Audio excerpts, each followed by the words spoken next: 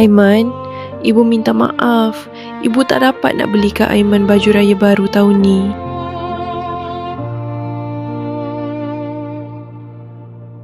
Malam raya sunyi terasa,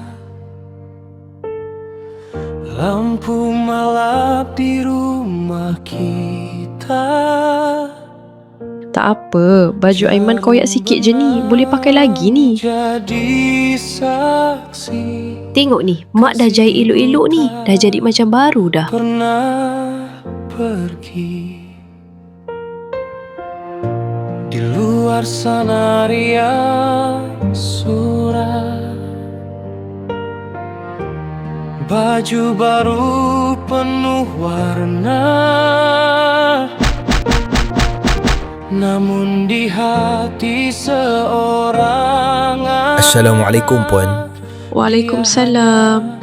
Ini bantuan zakat untuk Puan dan anak Puan. Alhamdulillah. Terima kasih, Encik. Ada yang sudi memberi,